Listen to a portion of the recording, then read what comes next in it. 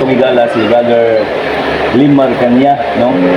Bro, pwede ko na si mga bro? Ako pangutan na si mga bro. Unsa man ang nauna? Itlog o manok?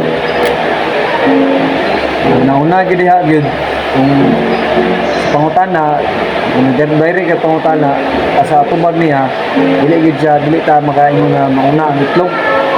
Kung mauna ang itlog, pangutana man budak kinsa man nagbuhat sa manok. Yun, asa manggikan ng manok, mauna siya. Kung mutubag ko nagkuhan, mutubag ko ka og manok, minang bugag asa manggikan, asa nagikan ng itlog. So, mas nindot na natubag atong tan-awon sa balaang kasulatan kung unsay gisulti dinhi sa Genesis chapter 1 verse 21. Nagingon dinhi, "And God created great whales and every living creatures that move it, which the waters brought forth abundantly after their kind, and every winged fowl after his kind. And God saw it was good." So, nag-ingon din na mga isuon ni Gala nga sa pagbuhat sa Ginoo sa mga binuhat sa ilalim sa katubigan sa kawanangan, mga kalandaman, iya gi-create na dili na siya nagsugod sa binhi, kung dili na mugna na siya, nilungtad na siya, pinaagi din sa pulong din niya na wala siya nagsugod sa iyang pagka form niya nga binhi siya, kung dili na buhat siya na naana siya na naana sa tiil, naana sa pako, naana sa sungo. Okay, so salamat. Salamat kayo bro. So nindot kay yung tubag, no? Nauna gid ang manok kay kung mauna itlog kinsa may mulumlum sa itlog. Sa isa po na mo dyan. Sige, dito sa ikaduha bro. Kini mo yung pinakalisod. Lisod kini tubagon tungod kay ang uban man god wala ginasayod ni ini nga pangutana bro. Pero sa imo kabalo ko nga dili ni siya lisod sayo na ni. Okay. Ang ikaduha to nga pangutana bro Limar. Unsa man ang nauna? Ang simbahan o ang Biblia? Okay. Mo ni ang ato ikaduha nga pangutana mga kanasig kang bro Limar. Unsa ang nauna? Ang simbahan o ang Biblia? Sige bro. Pangutan-on na to ng ang kana nga pangutana og direkta pud gyapon. Dili gid ta makaingon og kanang makaingon ta makapunto gid ayan ta sa tubag. Ingon ta na una ang Biblia o ang nauna ang kaning simbahan. Una gid kinahanglan gid ta og kanang evidence gid nga pagpamatuod nga atong tubag klaro gid. So mubalik gyapon ta sa atong tubag, dinira gyapon sa balaang kasulatan ra gyapon mga higala igsoon nga makita dinhi sa John chapter 1 verse 1. Nag-ingon dinhi nga in the beginning was the Word, and the Word was with God, and the Word was God. So gipaklaro dinhi nga mga higala, mga igsoon nga nauna ang pulong. Ug ang pulong nahimong ang pulong Dios. So dina palandaan masabtan nato nga wala gihisbutan diha ang pagkamugna sa simbahan, kundi pulong nagsukad gyud ang pulong diha mga higala nga igsoon. Una siya brad nga sa imong pangutana ang specific nga answer na nauna ang Biblia o ang pulong sa Dios.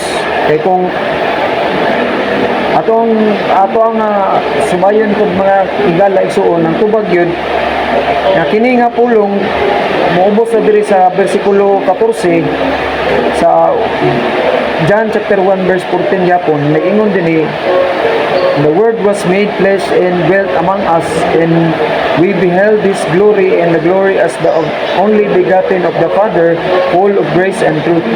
So din na mga kaigsunan, mga higala igsoon nga nag-ingon diha ang pulong nahimo siyang unod, nahimo siya nga si Ginoong Hesus. So sa sinugdanan pulong na siya, and right after that nahimo siyang creation, nahimo siyang binuhat kung gyapon mga higala igsoon. So mao na siya si Ginoong Hesus. So sa tubag din na maisunan sa issue ana nga pangutana,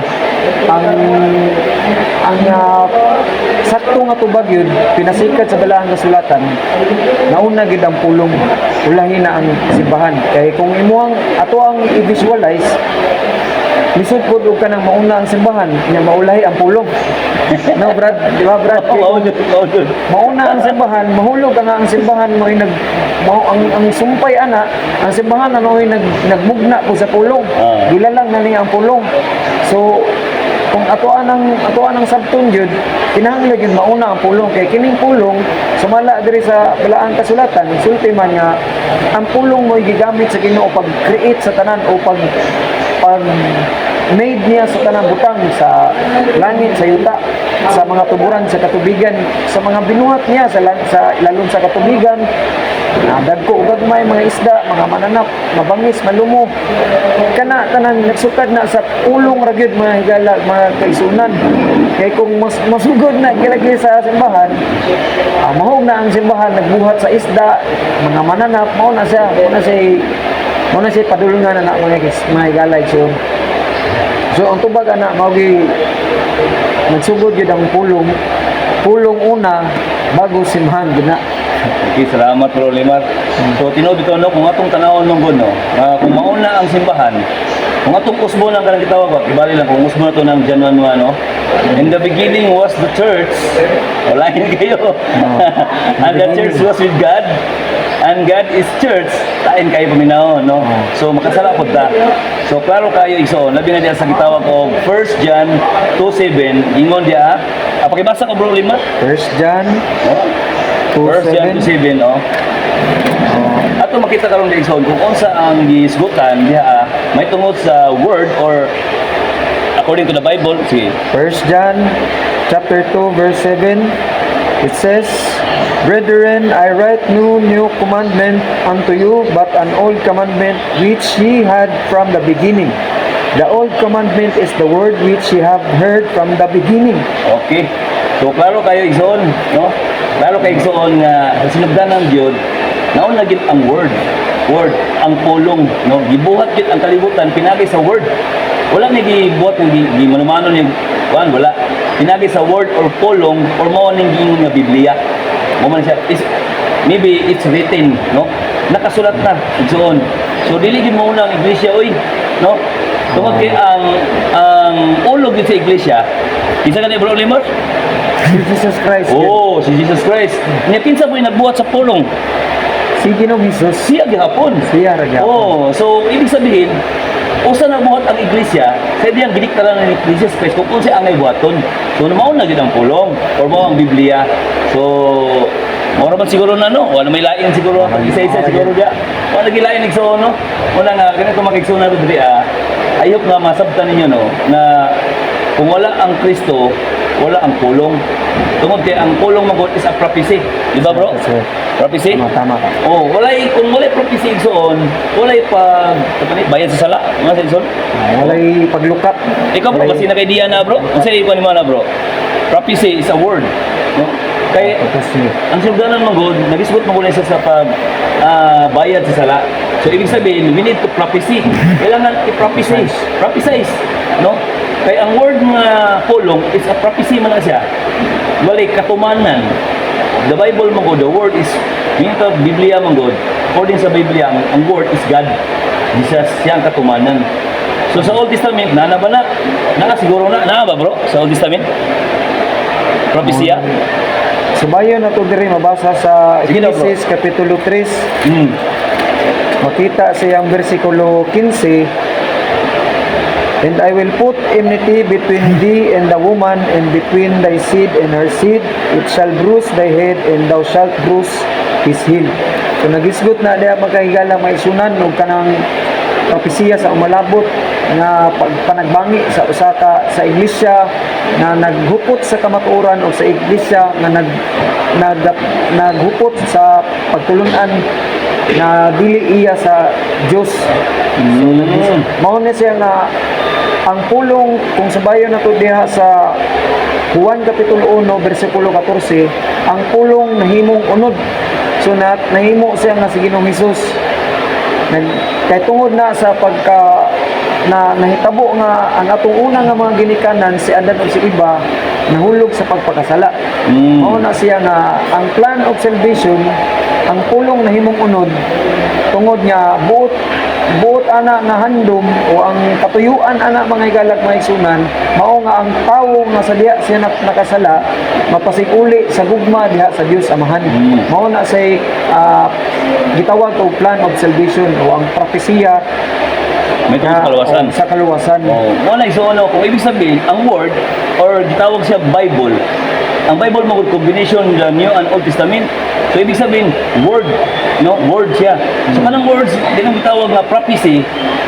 Apil na siya sa gitawag ng word, no? Kanang prophecy, prophecy gani siya, no? So bisan tanaw to igsoon sa Mateo 4, Mateo 4:4. Si Jesus Christ nagsulti na, naisulat na. No? Si Jesus Christ nagsulti nga is written. Di lamang mabuhay ang tao sa tinapay kundi sa matag pulong nagagula sa baba sa Diyos. Ibig sabihin, nauna gid ang word or ang Bible kaysa sa iglesia. So ayaw mo pagpataka oy. Yeah, bro, daghang salamat kayo bro. So unsa may kay sulti nimo bro sa itong mga kaigsunan ra bro? So mga followers na dia bro. Anako lang ay kadugang yun nga kinahanglan yun nga kapag yun tunan yun mga higalag sunan sa ato ang mga kaugalingon kung unsa yun ang kamatuoran bahin ana nga pangutana kay malibog ta kay musulti sila nga mao lagi na nauna ang gibarugan sa uban nga pagtulunan nga nauna ang simbahan. So kung mauna ang simbahan sa to pa sekondary ang pulong. So kung may ana ang punto ana mga higala may sunan diha na gid mo nga mamalando nga kadudahan gyud na nga pagtulunan. Kinahanglan gyud na lahi gid sa mauna gid ang pulong sunod na diha musubay na ang simbahan. Mauman gani nga nahimo nga namugna sa Dios ang langit ug ang yuta, ang mga binuhat nining kalibutan pinaagi sa pulong. So sa to pa ang iglesia, ang simbahan, namugna ra pud na niya, pinaagi ra pud sa pulong ra pud niya. So, okay. Salamat kayo no. Salamat kayo Bro Limar no. Niya salamat ko dai pasalamat ko sa mga kaigsunan nato no nga sa kanunay nagsuporta sa tawag Facebook page, sa social Subscribe to Kadasi Rosales. Social sa to ang gitawag ko kagalan niya, social media ministry. Paman siguro na no. So daghang salamat sa iyong pagtanggilik sa amo ni Limar. Sa among mga tagsa-tagsa na mga Like, share, idea. subscribe mga higala kaigsunan. Kadasi Rosales. Diyan na siguro no. Bye-bye.